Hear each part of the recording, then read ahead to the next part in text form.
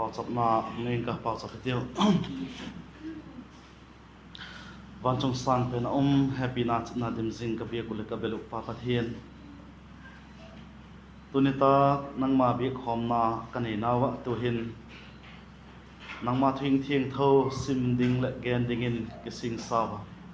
ke ma gen tu ding le ngai tu ding te ho zo silung thim ngai tu na nang man thu ne hin lang ke ma gen tu in la thu tak te be cha ka gen do a ngai thami pi te hon la thu tak cha hi bang ta ka he thiama ka Christian hin kho siam phat na ka nei zu nang ma nei sem hin kho ka nei thi na de nang in la thua e holim pi che da e mal som de la holim pi na le la mal som na ka hong don he ka poi mo da no ki bang po na e ma le nang man ka poi mo da dong zui che ton la thu in e holim pi in tin la holim pi na do yum tak mai kalal pa do tak mai jesu minin la king in ka hong don he amen. Thil sim thu Genesis bung som li le sagina thil sim thu Genesis bung som li le pasagina sang ko na simingka pe ka chon pe som guk le sagi nanoi a hi Bible thako khan Genesis bung som li le sagi sang ko simingka Jakob in Pharaoh kigin ka Khualzinna kumsung chu kumza le som thum ahitan kadam sung kumte he atomin again thei ahi ei sunte a Khualzinna kumzat le phalo ahi atin thil sim thu bung som ni le git chang som nga leong simingka bung som ni le git Genesis bung som ni le git chang som nga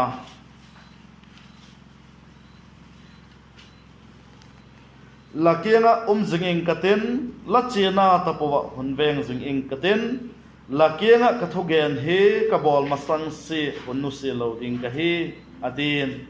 e Bible sang sin na teo che them theidin pani chanding chitun malai som pik tain la tunita ka Thupi dengon Jakob Khualzinna ti hi Thupi amangin pathin thun holim le henu kanoma Jakob Khualzinna gam ahin akho amun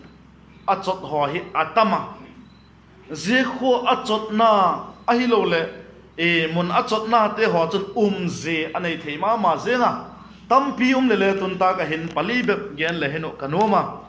pali be gen ding hi na chun ama sapen dingin peniel Genesis bung som thum le ni na chang som thum na khan again peniel chu bang gen na hem itia hi le pathian mel pathian mai tina ahi apanina dingin sekem Genesis bung som thum le thum na chang som le git le som le ko khan akizika chule aban dinga chuna pathum na dinga chun Bethel Genesis bung som ni le git na khan akizika chang som le ko na bung som thum le nga chang sagi khan le kizika apalina dinga chun Hebron Genesis bung som thum le nga chang som ni le sagi na khan alagen ahi Jakob Khualzinna gam he isuta akhomun achot na te hole athil tuak te ho phatak cha isut to da da hile je pali te hin i Christian hin kho leichung idam la ya Christian te ho kalsun na i ding ding dan a hi lo le i namun i hi na again chin ma zengin kamu je ka chun je pali te hi gen ding i hi wa nang khoi tak munin la Peniela ahilo le Sekema Bethela Hebron je ikingai to ikisu to ihin kho Christian hin ko iket chening kadoi ahi Jakob kiti khatsu amin i het sawa he lak piek pa itidiam ahilo le banghe them tu ahilo le mi a lak piek pa ti kha he pathe ni masa khan igen tawa je them tu lak piek pa chu atai mang angaya bang je ka tai mangai atai mang lo hi la upa mal som na zo se kilak ta hi zegin a upa anga khan ama kha thi la umin hi zegin atai mang angai ta hi kha a un that ding a hi e that the hi tia lo je khan atai mang ta a hi atai mang nagama chun it athil tuk igeno gimma ma zenga hi zekin shong khap chakin ai muta zei mut na khan amang lama chun pathini masa khan le gena vanagi pat leilo lum ki do in ze leilo na chun van sol chak te wa chu akal tole akum suk le amuta amang lama je chu muta Zegam chu asun te pi dingin pathian chu alakitiam ta hi Genesis bung som ni legit na chang som le na khasim lew chen pathianin la suan te zegam hi peding ka hi tin pathian alakitiam ta hi te chun kun hong mang to zera haran khu khan kum som ni set ava ta hi ti khai hewa hi ma Jakob kha harana khan kum som ni hil ava ta hi ti imu wa hi kum som ni bang babol hele pathin ni masa khan le gen ta wa azi ding alona in kum som dali amang zawa kum gu kha bilam te kel cha te lona dingin ava mang zo a hi kha ma zia khan Jakob ahina kha noimang ahi theina dinga chun pathianin ama sanga hat zo ama sanga bol the zo apu ala gut pi ahi ti kha I het mil loading ahi apun ala thema alote hole anop adingin ahi lumdet pi ahi itiu kha igen tawe kha laban ma apu labanin ala thema kum som ni hel jeta khan aba umahi ti kha I he to hi kha zia chun padan aram akiti ei pau khan ismahile zia ga magi pada chun song nu te sok pa te ho to nu mei posal to tak mai to ahung kile ki ta zia hung kile ki thuna athugen chu banga hi em iti hele athupi ma ma zinga zia huna thugen chu ka chi lama khan Jordan lui kha katiang khut bek to ka na hin tu hin chu Paul ni hel group ni hel ka phatau tin alagen ahi bung som Genesis bung som thum ni chang som na kha hi hitina ki gena Jordan lui hi katiang khut bek hi to kala kan in tu hin chu hon ni hel ka hita ko hi atis loting mama zeng hausa mama zeng som nu sok pa tele na yang kile ki dai tai ti chu amu the ahi abang chui tale pathinin Jakob chu anusipo himale Jakob ahina pen kha noi mangding Jakob ahina ami hina pen kha suk be ding ti kha pathin thuin atuk gil pen cha hi ti kha I het min loading ahi zia chun hong kile kilama chun jabok lui pa ma chun mi pakhat to ki bonu I het sawai ka mo Genesis bung som thum ni na khan again ahi kha peniala Jacobin mi akibot pina kiti kha hi akibon ta bang tangale hat tak chu hi na itiu khalama akibot pi pa kale zo loading ka hi tiong heta amal pi go akizop na asuk loi pi ahi kha igen ta ahi I he to le ahi zam khawa kin ke bono akibot pi khan zo loading ka hi ti phaden amal pi go suk lew asuk tel pi ka ti chun ama hong hat ahi ti kha igen le ahi ta ahi zemun chu penel le kiti zemun a chun han mama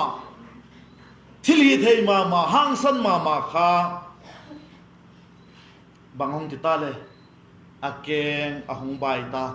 tiang khut lo chun lam le zot thei ta loading hi le kilom khopin akeng ahong bai ta hat lo na anei ta himale zia ki bot pi khan lamin banga hem ati lai khan Jakob ka hi ati khan banga get pe kele akibot pi khan Jakob hi ta pon laten Israel hizatan la ati pi kha ma Genesis bung som thumani chang som ni liget khasim lew sin again ahi han mama ama hi theina to umpen kha akeng ahong bai ta zia chon min thak ahong neya zia chu Israel ti ahong hi hi thi kha I het min lo ding a hi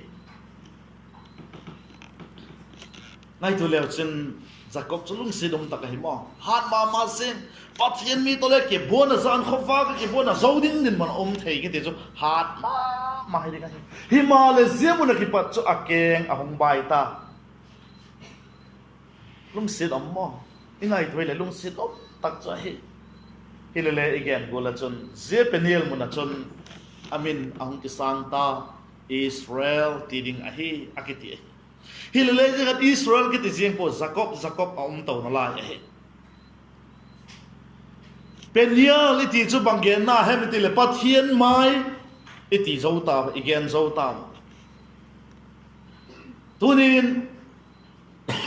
mihing pathian mai tungte ho chumo siam thak a hi lo le sang dang lam amau hina ki he chinin a umu a hi tunin ilaka ko chu member te la kain lahina ki he chin lo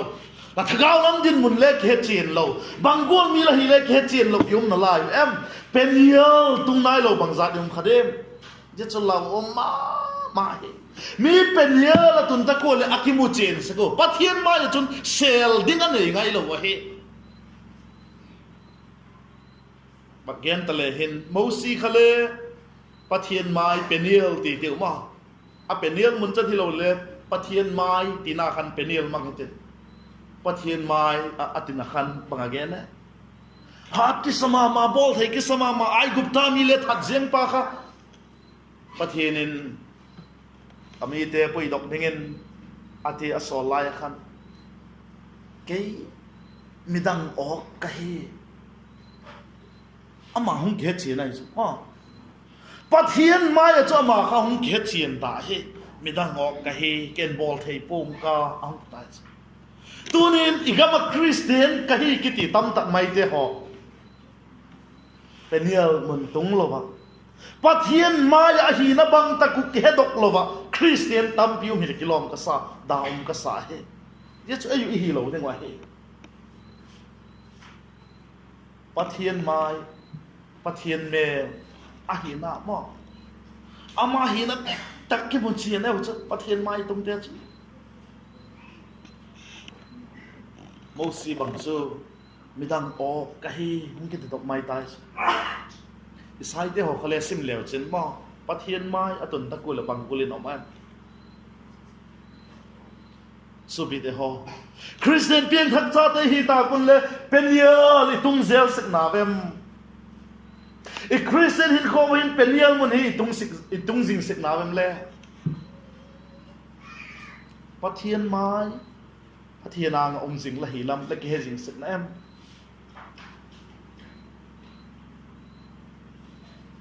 lahin khua han laki sakna te ho kha he laki sakna te ho kha dik laki sakna te ho kha so bi te ho bol the laki sakna te ho ji te ho so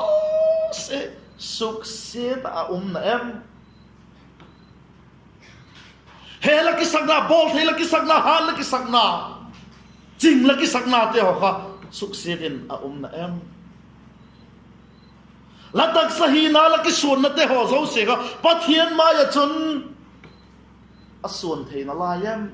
ye song the na la la hi chun Peniel tung lo hi ding la hi tunin mi tak mai e gam Christian din mun en ta gon mi tak mai tak sa a bol the na te o kha na te apil na te o a ha da te sungin mi tam tak mai ong jing na lai wa he tu ni ke ngai tu tu zete ho chu pathian mai chun suk se din em Peniel mun hi la Christian hin kho chun la chuan jing sek ma em so bi te ke ngai tu ma he tu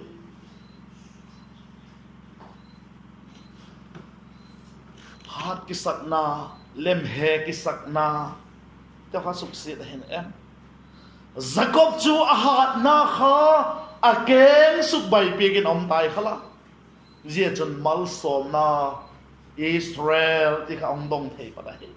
zia kham lo le chu mal som na chang lo de ka he ti na he to ni la Christian din mona ka Christian din mona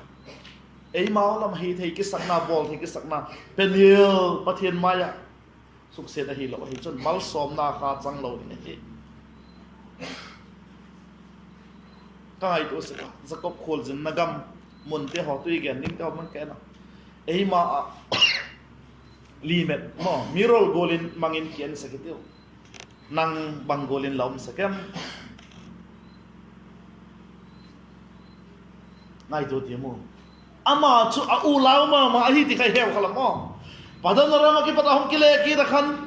a u ki to piding khalau ma hi ti khai heu khala a ken suk bai pia ka hi ta ka hi le a u chu munda ka ki pel pi ta na a u chu ki tuk pi lo dingin pathian khan pui mai le di chu ilung thim om thim cho do le do thei ta lo ding nak le ki nak pi thei ta lo ding a hi se ka chu ki le je kha om de ko a u to ki tuk pi sak tho tho ba je chun a u a khan saki ve hel le to la bok khopen chi bai abu ka hi zia chun au sau lama chun pathin ala umta pathinin au sau chu za ngai na nei dingin an lung thima peta ana Jakob chu koin aka khop tamai he ti kha imu a he ilau mama te hole pathin anga ikimu china pathin anga ei hina hiki hi thei ki sakna te ho zo se ga suk se ta mai chun ilau pen de to le pathian ei ki cham sak hi ilau pen de le ei happy pen digin ei siam pek the hi te sak ke chin ba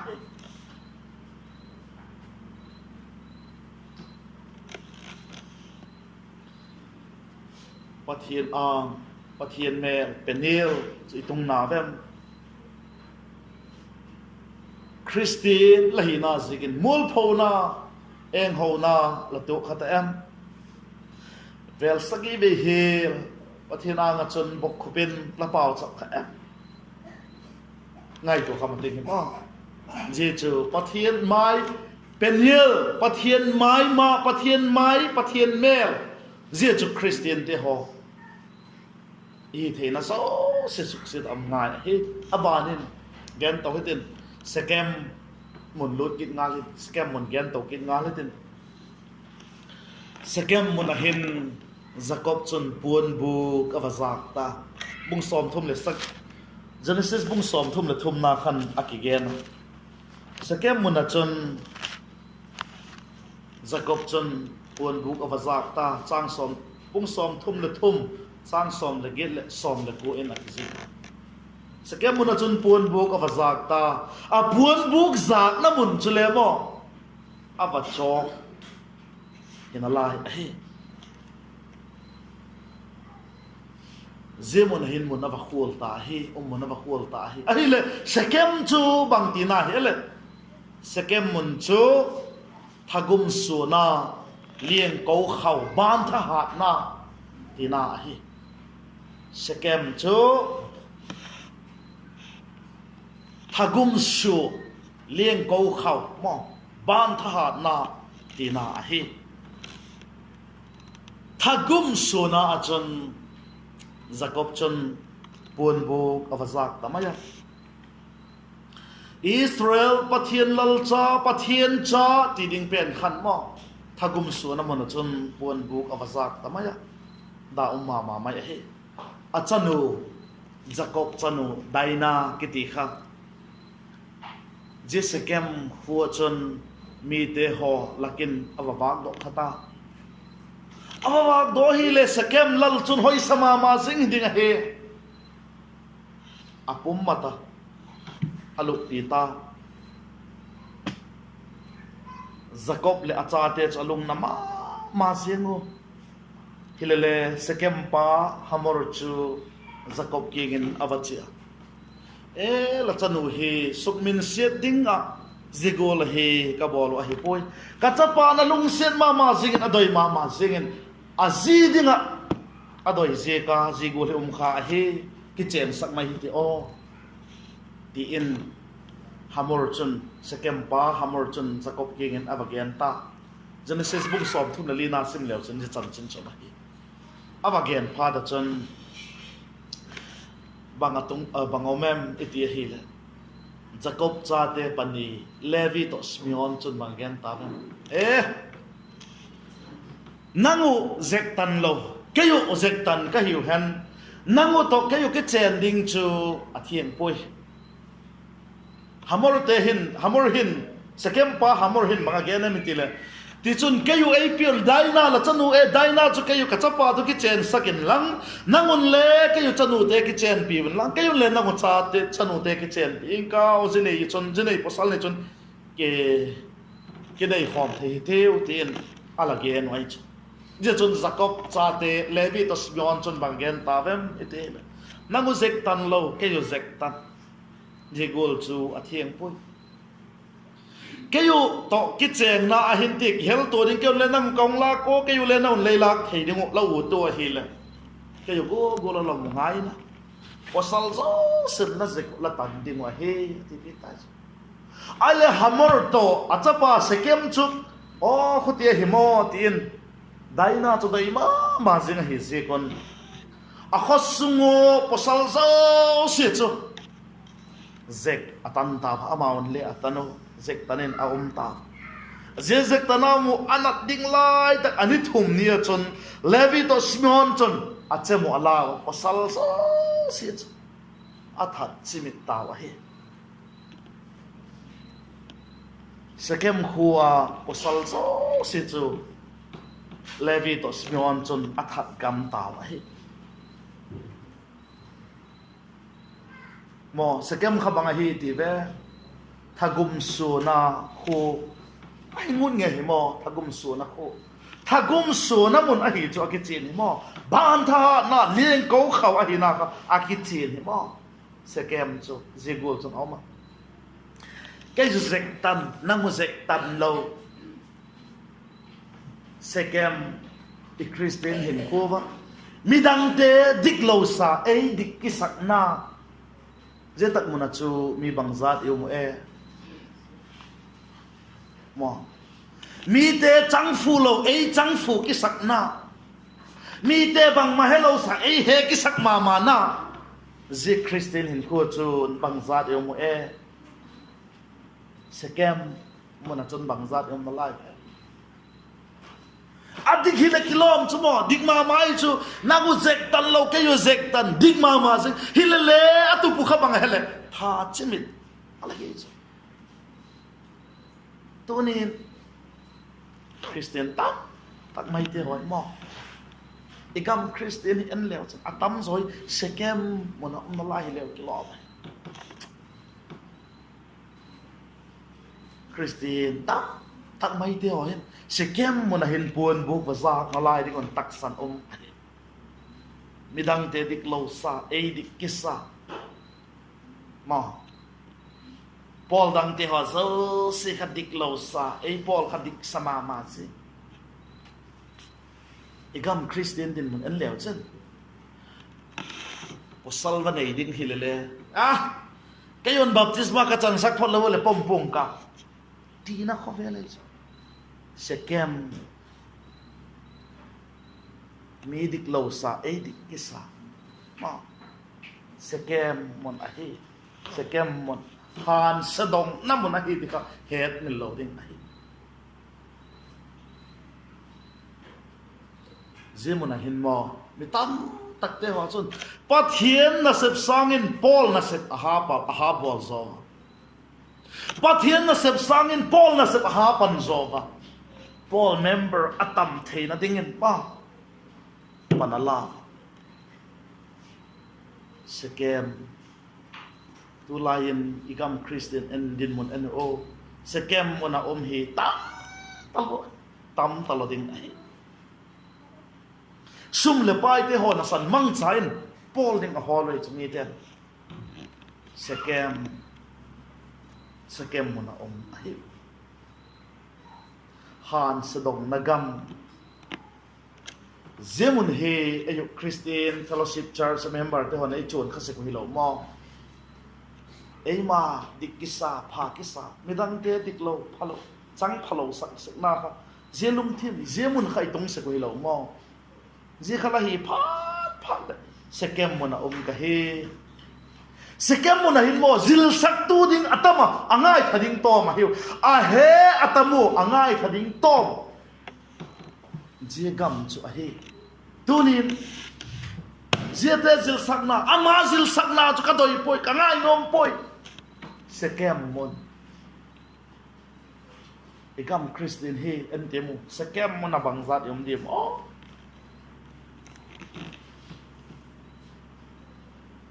mitap tak mai ten sekem monin ponin izak hab ning lau ahi azak man lai yom hab ning lau ma hi Jithu he Genesis bung som thup le na he Genesis bung som thup le na chon Bethel ahong ki gena Genesis bung som thum le na chon pathienin ahong ko dokta bang tin again chang khat na khan again chet zinga pathienin Jakob king in kipanin la Bethel a che tawin zeda ka chon chengin la u esau kia kipat la tai mang lai a la kinga kilak pathina dinga khan mai cham sementin ahila zemuna ki patun sekem mona ki patun Bethela chedingen pathinin akau dok tamai ahizo ahiti emu ahi ole ziachun Jakob chu akhongai po ala khongai tadi te zium su fel podcast zium su tu podcast yum lovin pathin ko na cho sanga achinga la Bethel azun ahiti I Bible isim le ki mu ahi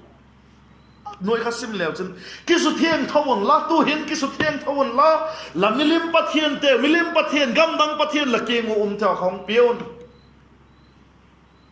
abil ba te ho anak ba te ho milim pathian te ho chu Jakob king in api ba te chun a kisu thiengo Bethel kinga gang pi thing noi mamrea gang pi thing bul noi chun avui ta ahi je chon bangong tongale pathian abek tak je ga chon akieng kim vela nam dang te ho chun Jakob le acha te ho chu aki chatawa ko ma cha adel zui zom tapu aketi chu athupi dan mo Bethela chewa mai cha ma sem pha tu chun pathian hing kenga mai cha ma sem pha tu chun gamdang midang te ho chun alau ta ko ma chan adel zui talabu a he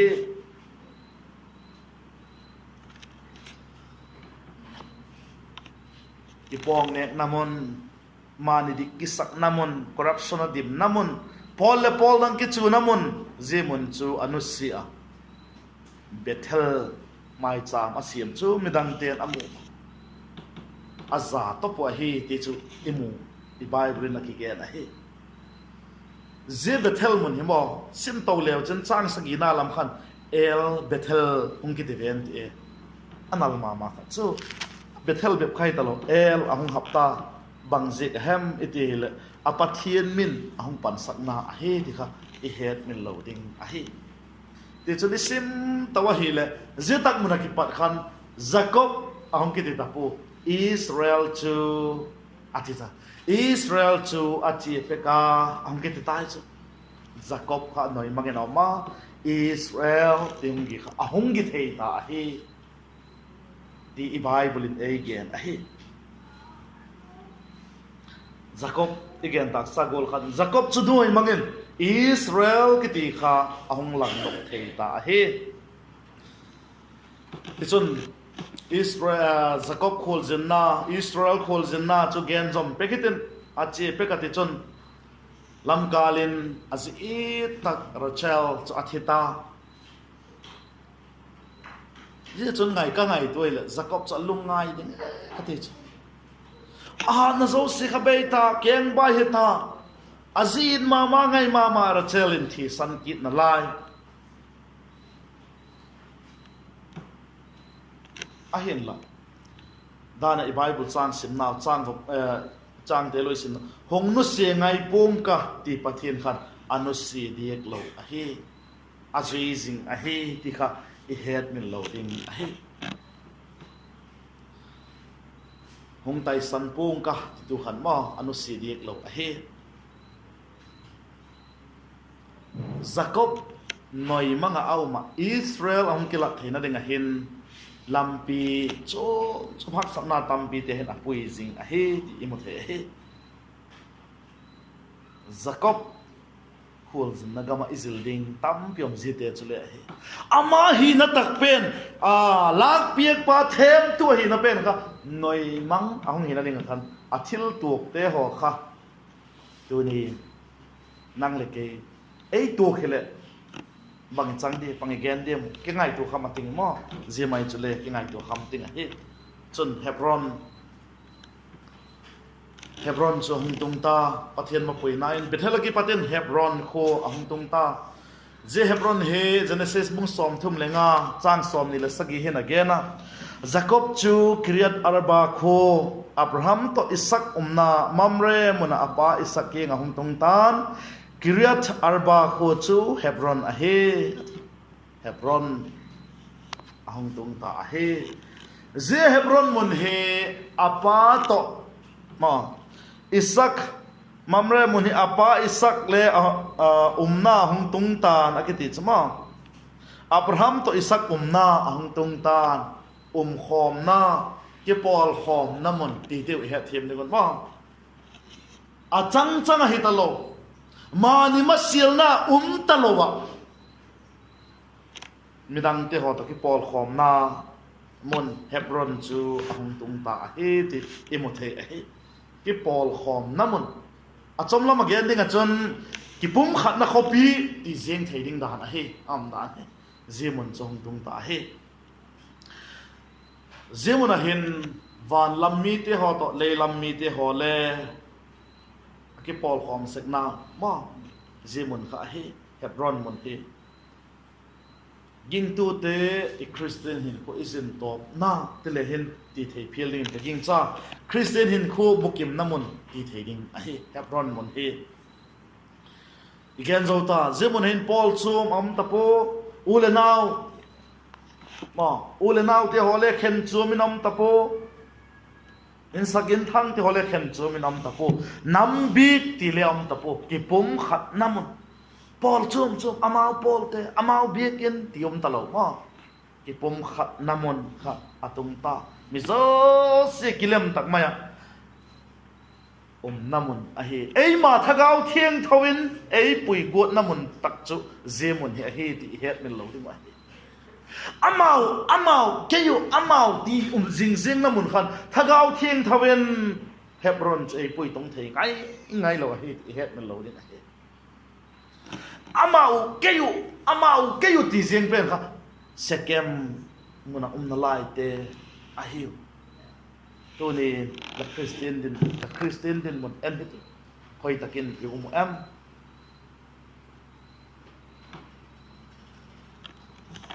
zethutim pa hin dana ithutim pa pathian chun Jakob chu Peniel sekem le Bethela chun ahung pui tawa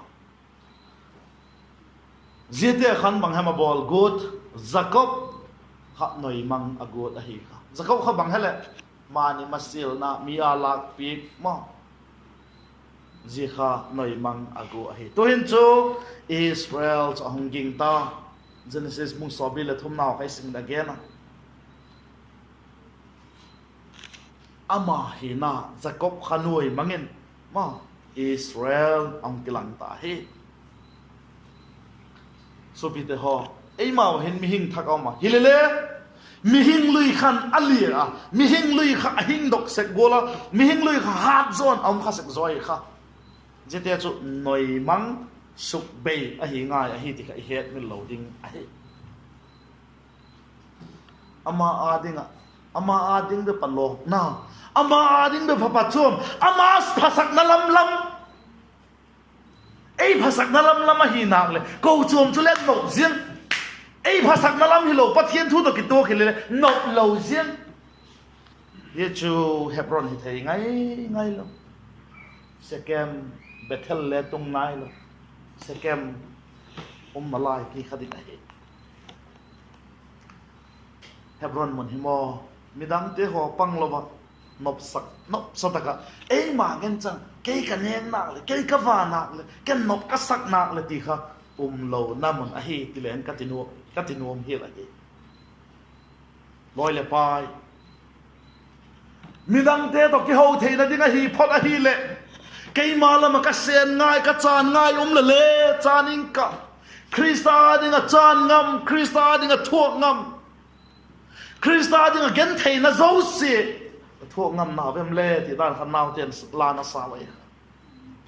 si chu Hebron na te a hi ti het min lo ding Jakob le zimona chun alung a hong leng ta achate lo wa khan le achate mulo wa khan le alung amung thei ta po achapa Joseph chu aute belam chin na chun bangolin na vem phazel na vem ti chan chin heading in asol ta Joseph le thanum takin ki pak takin achia chom lo kala chun thuk doi lo tak thu doi lo tak mai Jakob kegen ahung tunga jichu banga hi em til pon Joseph pona kibot si tel nem num thisan kai ne nu khahung choyo epa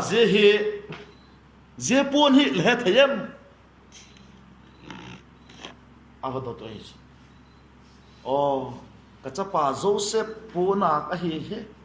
o gam saten adek zo hi tadinga hi he ti kha ama ngai tu na ala hi wa zemasang thil chu hungen na lai le apan Joseph kha aute kan chinna en thadinga chi lai khan je Jacob cha ten kanala chinna hi khoi taka hi em mitile sekem khokieng akiti se na lai chu sekem khokieng a umte o tun asu pi pao o amau en thadinga che pa chu alagal mu bang he ge no kha mang nei pa ong hi that hi tiu sekem chu da om hemo da om tak hemo apien pi su pi nge yule happy thelo namun ala hi chola sekem chuma ada dan chu Jakob cha te sekem khokengin abelam te ala chingkhel ye ka chun amau apien piu asu pi pau le happy thelo eno mang nei pa nge thathi teu so pi te ho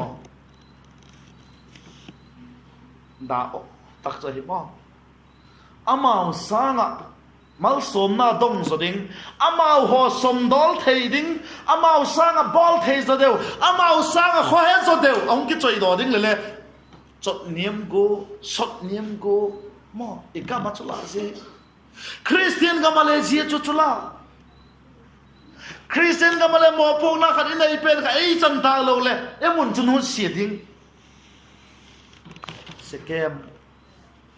adam hi mo thagum su na mon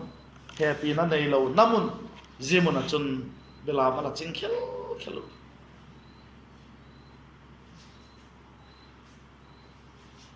Christian pieng thak cha te ho thila bol le gen sit go ha dem hoga dem go ha ma sekem hangai tu sekam shol khale sekem muna lai tak ala kha hi katino mai chu bang hem tile Davidin asinga that sholin asanga that he tile kha goi ama sanga lo pi so Thupi so ding chu tha go sin sekem lal so khale sekem mun alom kha golin aw ma ba ji Jakob cha te kanala chin namun hi ji mun king ai khelo da chu ka sama ma sing hi igen tak sa gol chu da puna chu apai sa gol he thayam tia dot lai chun kachapa Joseph puna a hi hilam gam sa ten a thau hi ta na ti chu ama ngai tu nan au ma hi abang chui tale Hebron mun hi ki pum khat namun midang te to ke pol khom namun a hi ti kha igenta midang ten ei hung pol ding hi zolovin ei lam kaya kha bang tile midang te ho to ki pol theun bang tile midang te ho to ki ho theun bang tile midang te ho to thagaw lam an ka de khom thei de mo thagaw lam in kal ka son khom thei de mo ti namun a hi Hebron mun he ke hi hung bol phau hala loi phan ubing kau ti namun a hi poi Hebron mun he ei lam kaya mi te to ke ho thein ning ka ki cham thein ning hi phol ke lam kaya bang zat seng leng le bang zat lieu ta leng le o ke ya dun kala khol khom te ho zo si khale mi te ho to ki pak ta ka nom ta ka kaum khom thein ning ka hi le in ei lam te ho zo si khale al namun Hebron Christine hin ko te tak mat na je chu hi ti ka i het mil lo ding abang ju tal o da ma ma Hebron hin kil hung tung ta kil hung tu na chun Jakob in a cha te chu ai gupta bu poding in asola buwa puwale ate khat veina chun asola au chi apong e yui ani veina ni chun le wa puwale buwa poke to na ti chun a cha te bangen ta ve hepa zegam lalpa chun lanavu aneu pen chu lahung pui lovo a hi le kamel mo thei tapon law ati ve ati uso zia khan mo Jakob kha hinalai le Rachel le ka chan hita Joseph le ka chan hita o ze Benjamin hi wang ka chan nom pui o ki lai thiu le thi chu thi tai tiu ama chan pung ka tinalai ding ei ve hilele Jakob kha noi manginom ta Israel ahita puyon lang bapuon ta chana hile chan maying ka ati thei chalo mo ama dinga idum pen chu Benjamin ata chula ka chana hile chan maying ka puyon lang ati chu midang te to dam khom na ding midang te to hin khom the na ding chun ka cha na hi le chan ma yin ka ti kha Israel a hi tak ji chun a hong ge dok te hi ti imu ba tunin e te hon Christian i na e ki ho the na ding o e khan to the na ding o bang i chan se ko e sel gu ham na lai de mo e yu a ho chu kaya ay ti teo to sel na lai de mole nanga bangom tak lahin na le nanga hiloi o kaya ay la ti so sikale nanga hilo he pathi na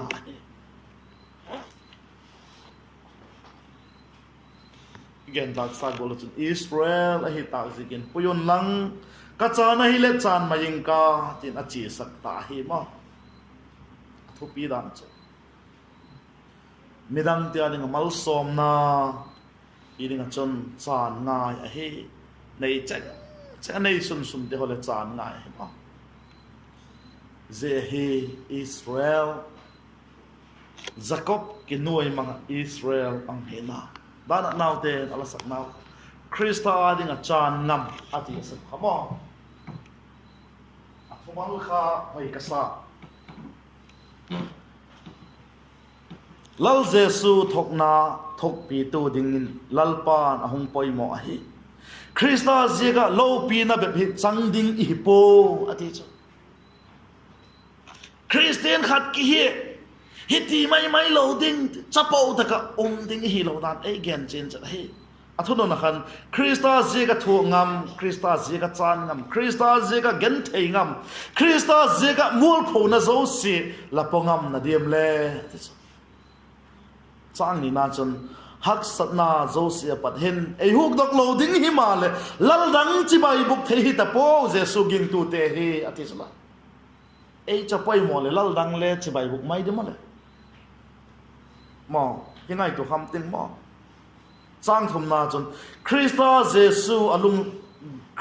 jesu alung se na hin thili the na ne ya hongumin haksa tin cheng thu ngam zel digin lalpan e gut a hitai tuni lalpan anok sading e ko hi po jesu thok na zo se thok pi digin e gut a hi zo a he happy hepa zeno hin apel mai hen o ma le ke ma thui lovin nang thui hung hi jing zo hen la tin jesu na san le ala pau cha he tu ni ayola ye chu kanum poi zigul chu kanum pau le pau cha ye chu kanum poi lim sak lo jing te hi bela ki ngai tu kham ting ma ki ngai tu kham ting ba sing he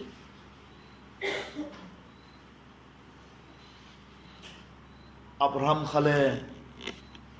Hebron munachon pathianin akawa khan achapa chang khat nei sun khale ayit lo hi ma je kha Christian din mon Christian meeting din mon a he di kha ti het mel lo ding hi Hebron hi cho hoi ma anom ma anop ding dan la ngai tu thi anop ding dan cho nok ma ding hi ei ma khol khom sa te mani khol khom sa te ho zo se khale mi dang tia ding hom sak namon nanga ei pen ti namun hilawa ei ma a piek do namun ma achan golen kidang kigilang ma le hin le mi dang tia to ki pum khat namun khom thei namun along so a he mi dang te gen setin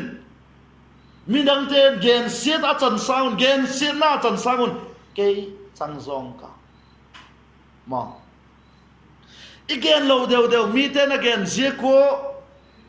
mi ten again siat ta ko le ei po ve zeko ei poi va te va ki thiam chan te lo ei man o amao kha ki tuk lo sangun amao kha ki gen siat ki sangun kay chu again siat ta ho poi ziat ti the namon zeti thei na hin kho kha Hebron a he idik na chi to hol le no ko he khom thei di se o a khu ti ta kha ti ta na again no le o he ta na kho pui thagaw laman ka ne khom thei na ku le kho pui ma zeti thei kha poi mo ma se so bite ho Hebron muna hin mo a he atam ta pova again ding le atam ta pova angai thading atam ta wa he dikisa thiam kisa om ta pova mo a hi zeng zoom ta lo hi tinai chu no takin thugen tu ding atam ta po ngai tha tu ding atam zo ta